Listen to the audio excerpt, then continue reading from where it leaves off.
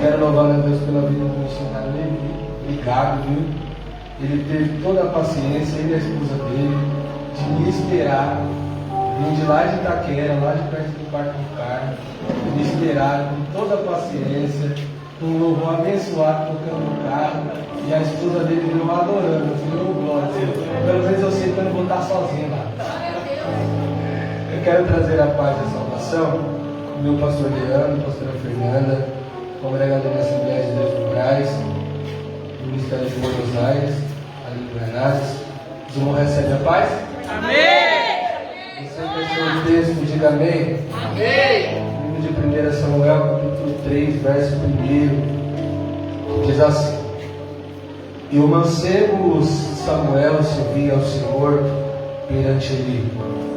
E a palavra do Senhor era de muito valia naqueles dias, e não havia visão manifesta. E sucedeu naquele dia que, estando ele deitado no seu lugar, e os seus olhos se começavam já a escurecer, que não podia ver. E estando também Samuel já deitado, antes que a lâmpada de Deus se apagasse no templo do Senhor, em que estava a arca de Deus, o Senhor chamou a Samuel, e ele disse: Eis-me aqui. Feche os teus olhos, por gentileza. Altíssimo Deus e Pai, Deus de poder e Deus de maravilha, Senhor, aqui nós estamos diante da Tua presença, Senhor, não com outro intuito a não ser para Te glorificar e bendizer o Teu nome. Senhor, eu tenho certeza que alguém que entrou aqui dentro desta casa, Senhor, entrou aqui para receber, Senhor, e eu tenho certeza que ele já está recebendo algo da Tua parte, Senhor. Pai querido, eu tenho certeza que alguém entrou aqui dentro desta casa pronto para entregar. E eu tenho certeza que ele já começou a entregar desde o momento que iniciou o culto, Senhor. Pai querido, eu tenho certeza que entrou aqui dentro desta casa, Pai querido, procurando, precisando de uma cura. E eu tenho certeza, Pai, que ele já está saindo curado e liberto pelo poder do Teu nome santo. Senhor Jesus Cristo, eu tenho certeza, Pai, que da mesma forma que entramos, não estamos saindo, porque ouvimos a Tua palavra, ouvimos a Tua voz, desde o início do culto, e continuaremos ouvindo, e você glorifica o nome santo do Senhor, e se assente por gentileza.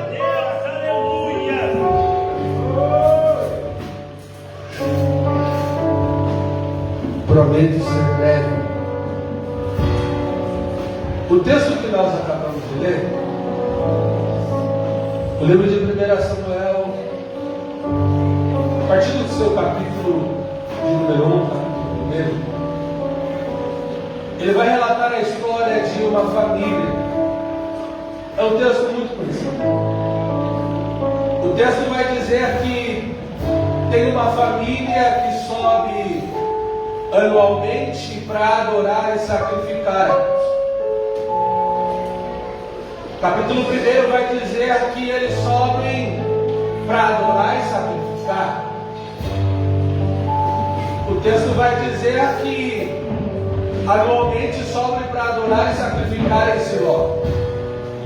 Segundo a história bíblica, vai dizer que o templo do Senhor, durante um período, ele é um templo itinerante. A história vai dizer que desde que o povo migra do Egito e começa a peregrinar pelo deserto afora, o Senhor dá diretrizes a Moisés de como o templo deve ser erguido. E você é conhecedor da história, você que lê Bíblia, eu tenho certeza disso. Se você vai ver que quando Deus manda eles pararem, eles param. Eles montam as tendas e montam o templo, o lugar da adoração.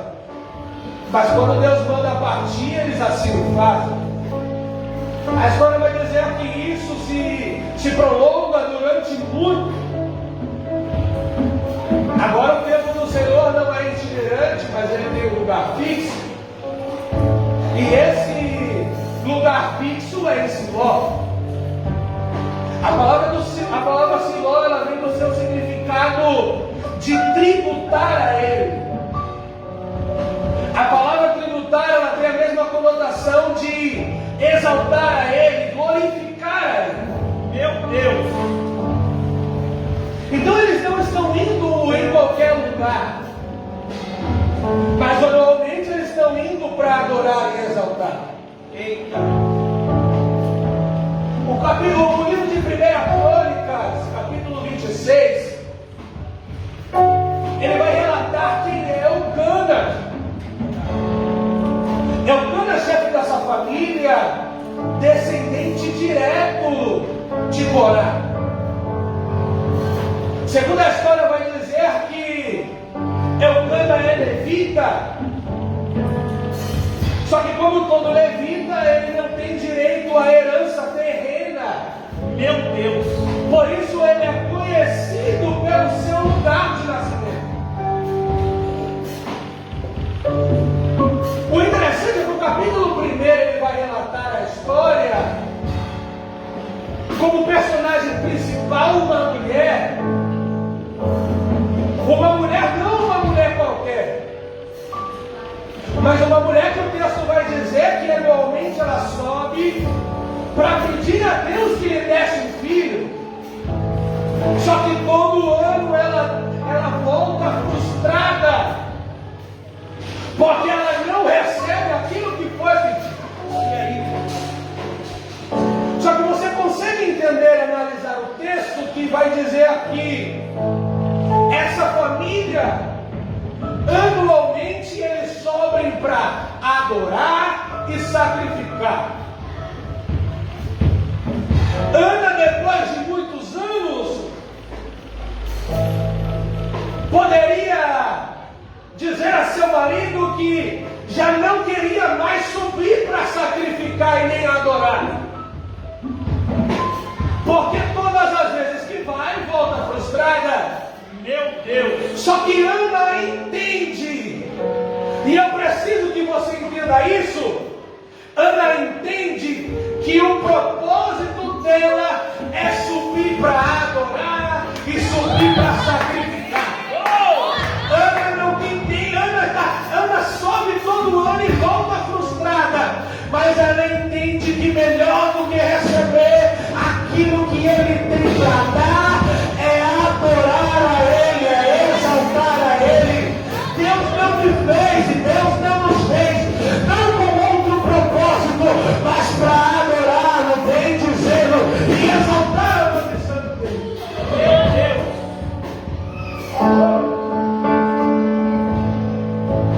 O interessante é que o texto vai dizer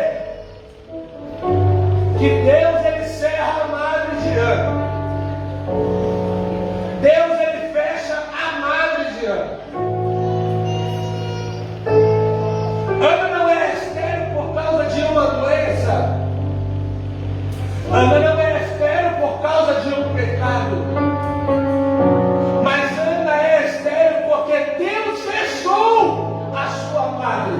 Meu Deus! O interessante é que eu começo a tentar entender o pensamento de Ana. O capítulo 1 de 1 Samuel vai dizer que Penina, a outra companheira de Eucana, afrontava Ana porque ela podia ter filhos e Ana não. Toda vez que ela gerava para mostrar que ela podia gerar.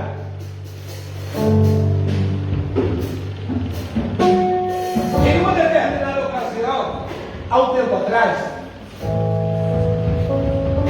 eu presenciei a oração de um irmão. E ele estava passando por um período de afronta.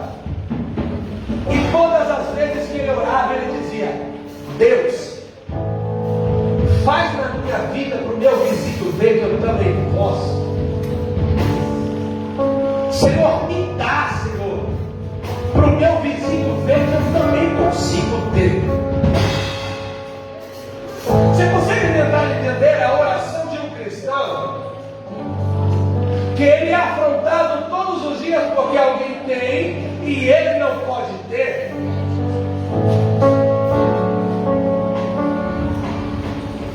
Só que Deus, ele nunca vai fazer do jeito que eu e você queremos e nem no momento que eu e você queremos. Enquanto nós não entendermos que tudo o que Deus faz, é pro nome dele ser exaltado e glorificado. Deus não vai fazer nada na sua vida para você aparecer, para você ser visto, mas quando ele fazer, é pro nome dele ser exaltado, glorificado e bendito. Meu Deus, verdade.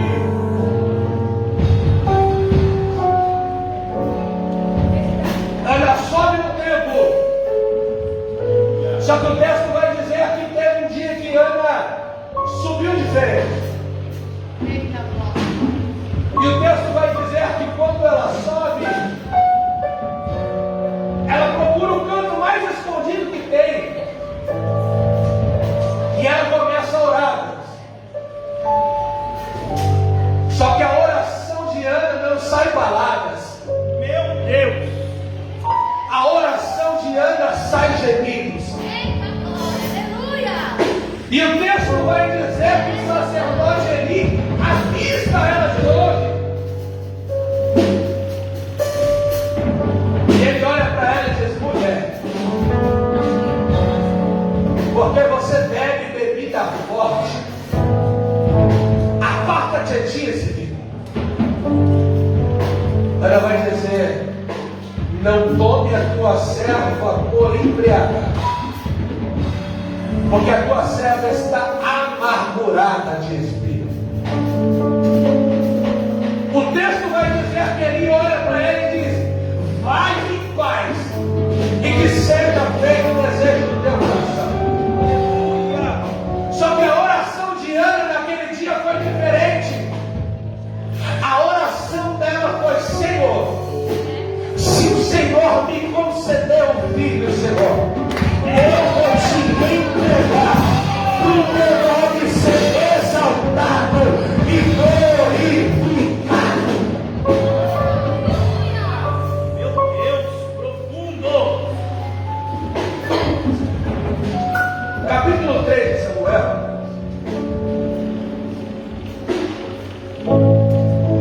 vai dizer aqui: Deus fala com o menino. Menino esse que passa a viver os cuidados do sacerdote. Após o seu nascimento, ao seu desapego da mãe, ela cumpre o seu voto e entrega a ele os cuidados da casa de Deus. Samuel, ele tinha tudo para ser o que os filhos de Eli eram. Porque a Bíblia vai dizer que os filhos de Eli, eles não tinham temor pela palavra de Deus. Tanto é que o texto vai dizer que eles profanaram e se prostituíram atrás do templo. O texto vai dizer que eles roubam as ofertas. O texto vai dizer que eles pegam um garfo de 3 pontas e enfiam dentro da onde era feito o sacrifício e tiram o melhor para eles comer.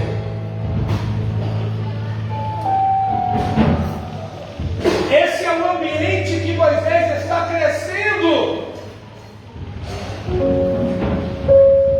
Só que Samuel entende que o que Deus tem para ele é algo totalmente diferente. Aleluia! O capítulo 3, a partir do verso 1,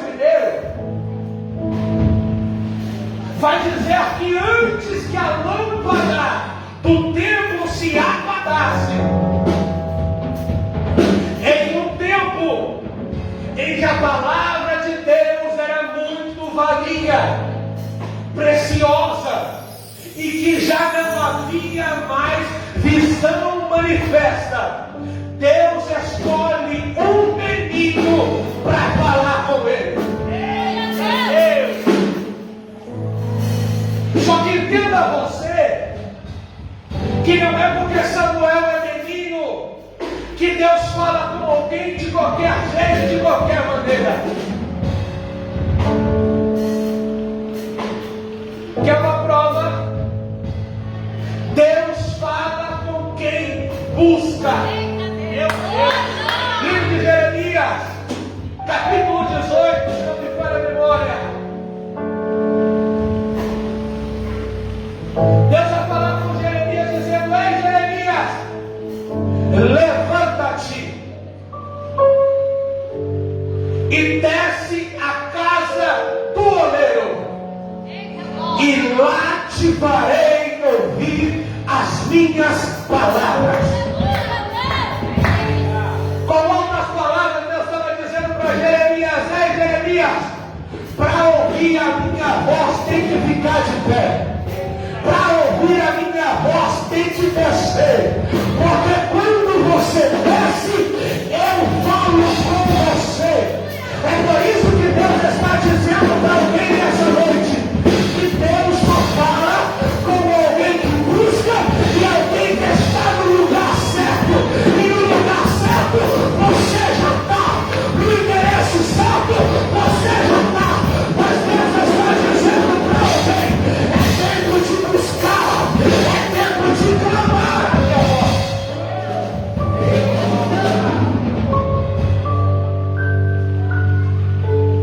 Samuel é pequeno, Samuel é menino, mas Samuel busca Deus.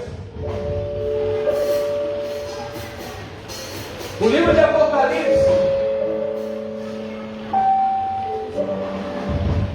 em uma das cartas à igreja da Ásia, João vai fazer menção a respeito da igreja de Filadélfia. Uma das características da igreja de Filadélfia é que ela é uma cidade pequena. E se você for pesquisar depois, você vai ver que a cidade ela tem apenas uma porta. A mesma porta que entra é a mesma porta que sai. Só que João é bem categórico em dizer que, olha, eu sei que vocês são pequenos, e eu sei que a força de vocês, ela é pouca. Só que João está dizendo não é da força física, não é do porte físico. João está dizendo: olha, eu sei que comparado às outras igrejas, em questão financeira, vocês são pequenos e a força monetária de vocês, ela é pouca. Só que mesmo com tudo isso, vocês não negaram o meu nome e manteram a fidelidade. Eles estavam dizendo: olha, eu sei que vocês são pequenos, eu sei que a força de vocês é pouca, mas a fidelidade é o que conta. A presença de Deus é o que conta. Obrigado, Jesus.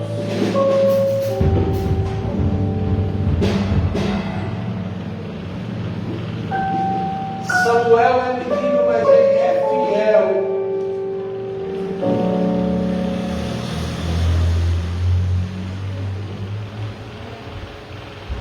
O interessante é que se nós formos olhar para a trajetória de Samuel, alguém vai olhar para Samuel e vai ver somente Samuel como um menino que Deus resolveu falar.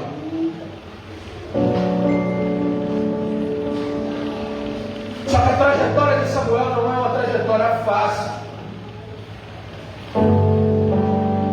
E porventura pode ser que alguém já se olhou e disse: eu sou um menino dentro da casa de Deus.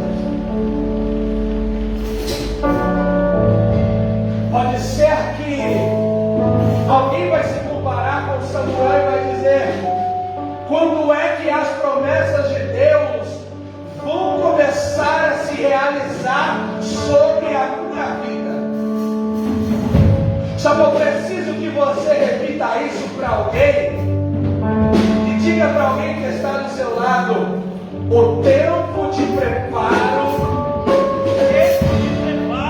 é maior do que a velocidade. Agora repita para ele, diga assim para ele: a velocidade nunca irá superar o tempo de preparo.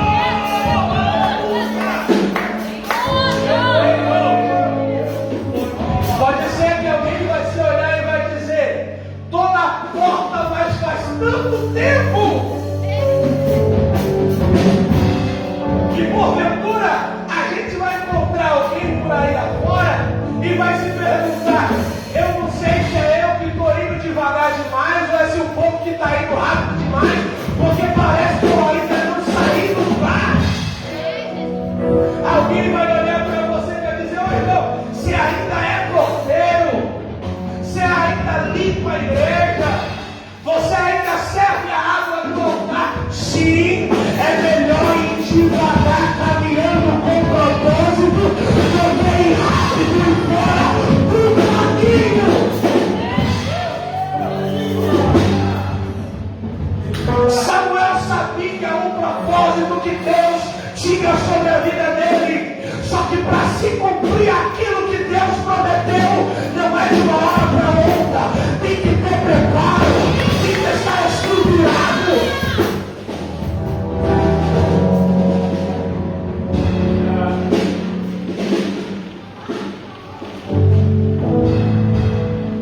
O livro de Salmos, aqui eu passo para o encerramento. Livro de Salmos, de número 84, se não me falha a memória. Ele vai relatar a respeito de uma árvore chamada árvore de barro. E o interessante é que, pesquisando um pouco sobre essa árvore ela possui um líquido que é usado como bálsamo. Sabe o que mais chama a atenção? É que para você extrair esse bálsamo da árvore, você tem que ferir a árvore para poder o bálsamo sair. Meu Deus, olha aí. Você consegue compreender isso? Para você extrair o bálsamo da árvore, você precisa ferir a árvore. E às vezes tem alguém aqui dentro dessa casa que ainda não conseguiu compreender o porquê que está vivendo alguns períodos difíceis em sua vida. Parece que está vivendo um período que parece que Deus está te apertando, que Deus está te provando, só que você não consegue entender o porquê. Só que em certos momentos, para Deus extrair o melhor de você, Ele precisa provar você. Ai, Jesus. O interessante é que o apóstolo Paulo, se não me falha a memória, no livro de 2 Coríntios, ele vai dizer: olha, temos porém um grande tesouro em vasos de barro, para que a excelência do poder seja de Deus e não nossa. O apóstolo Paulo estava dizendo: olha, você tem um grande tesouro dentro de você, você tem uma preciosidade dentro de você. O que é isso? É a presença do Altíssimo. Deus que está dentro de você.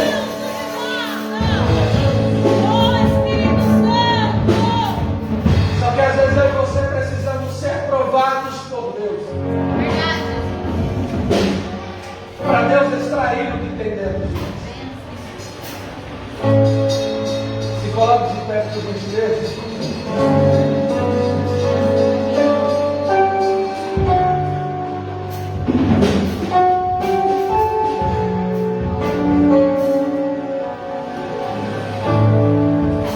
Capítulo 3.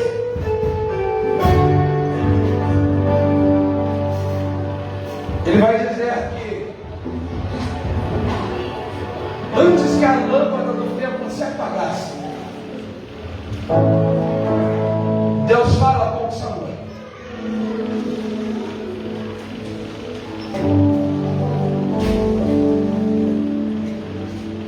O capítulo 3 ele vai discorrer,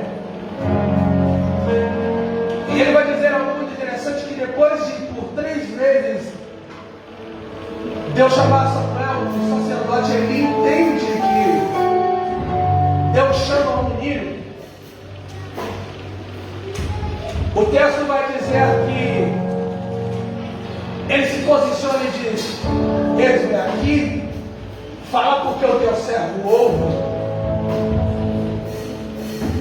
E o texto vai dizer que Deus então revela para Samuel o que Deus iria fazer com a descendência e com a casa de Eli. Só que o que mais me chama a atenção é que, se você olhar o texto, o capítulo 3 vai discorrer e você vai entender que Samuel é responsável por manter a lâmpada do templo acesa. Só que depois que Samuel recebe a palavra de Deus, do que Deus iria fazer contra a casa de Eli, Samuel não quer nem levantar. Samuel não tem ânimo nem para se levantar. Só que imagine você, Samuel é responsável por abrir a igreja para diversas pessoas entrarem para adorar. Samuel é responsável por abrir o templo para alguém vir glorificar e exaltar a Deus. Só que o interessante é que Deus fala a profecia contra a casa de Eli para Samuel, porque ele conhece da estrutura de Samuel. Eu imagino Deus olhando para Samuel dizendo: ei, rapaz, levanta, você precisa abrir o templo, porque tem alguém que depende de você para entrar no templo para glorificar e exaltar. Eita! Meu Deus. Porventura pode ser que você entrou aqui dentro dessa casa hoje dizendo: Senhor, para mim já deu, nem vontade de levantar da cama mais eu tenho. Só que eu vou me lembrar do livro de Atos. Paulo está dentro de uma embarcação. Meu Deus! Deus fala para Paulo: olha, diz para todo mundo que tem uma grande tempestade que há por vir. Só que não é para ninguém sair da onde está, porque se todo mundo ficar junto, ninguém vai se perder. Paulo olha para quem está lá dentro da embarcação e vai dizer: olha, Deus manda dizer que uma grande tempestade vai vir, o barco vai ser despedaçado, só que quem permanecer dentro vai escapar com vida. Alguém vai olhar para Paulo e vai dizer: você é louco. Vai vir uma grande tempestade, um furacão, e eu tendo a oportunidade de fugir, eu vou ficar. Só que você consegue entender, pastor Everton, que o único que não podia desistir dentro da embarcação era Paulo. Se o capitão quisesse desistir, estava ok. Se os prisioneiros quisessem pular, estava ok. Se os tripulantes quisessem pular, estava ok. Quem não podia desistir era Paulo. Porque se o capitão pulasse barco, somente o capitão ia morrer. Se os prisioneiros pulassem do barco, somente os prisioneiros iriam morrer. Mas se Paulo pulasse do barco, o barco inteiro ia perecer.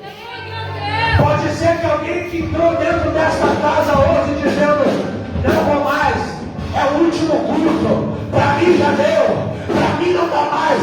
Deus está dizendo: todo mundo pode desistir, quem não pode desistir é você. A sua casa depende de você, os seus filhos dependem de você, a tua casa, a tua família depende de você. Então se levanta pela mão de Deus e recebe a graça do Espírito Santo. E Ele está dizendo: fica de pé, receba a graça e receba a graça de Deus.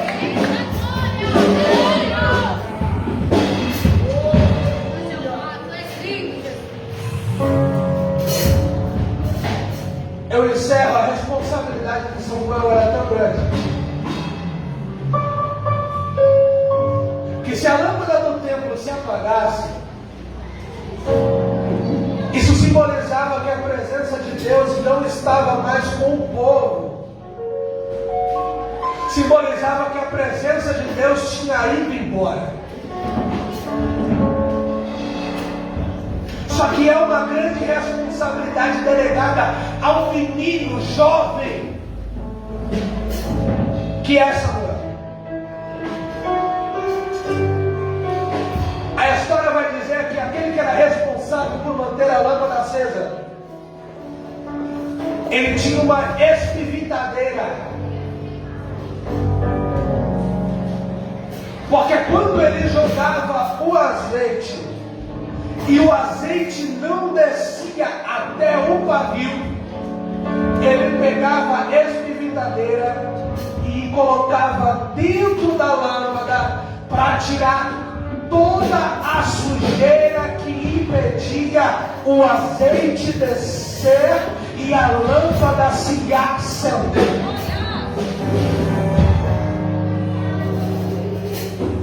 E hoje Deus está dizendo para mim e para você nessa noite, que hoje Ele vai tirar tudo da minha vida e da tua vida que está impedindo o azeite de descer e a lâmpada se manter acesa.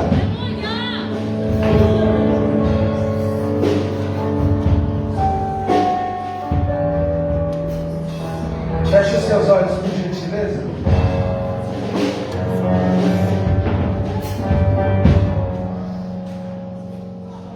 Senhor Deus, Pai da eternidade, Senhor, aqui está o teu povo diante da tua presença, Senhor. Senhor, porventura alguém entrou aqui dentro desta casa, Senhor, achando que o Senhor se esqueceu e o que o Senhor não fala mais com ele, Senhor. Mas, Pai, hoje é o tempo, Pai querido, e hoje é o momento de nós nos posicionarmos para ouvir a tua palavra, Senhor. Hoje é o tempo, Senhor, de nós nos levantarmos para ouvir a tua voz, Senhor. Senhor, porventura alguém entrou aqui dentro desta casa dizendo que para ele já deu, que para ele não dá mais, que ele vai desistir, Senhor. Por isso nossa oração hoje, Senhor, fortalece o teu povo, Senhor, fortalece a tua igreja, Senhor. Pai querido, porque a tua palavra diz no livro de 1 Pedro, Senhor, porque se nós somos afligidos, nós temos que ser bem-aventurados. Porque se somos afligidos, é porque sobre nós tem a presença do Espírito Santo de Deus. Por isso, Senhor, fortalece o diante da tua presença. Que o teu povo saia desta noite, Senhor, fortalecido por intermédio da tua palavra. E você que pode, aplauda o nome santo do Senhor.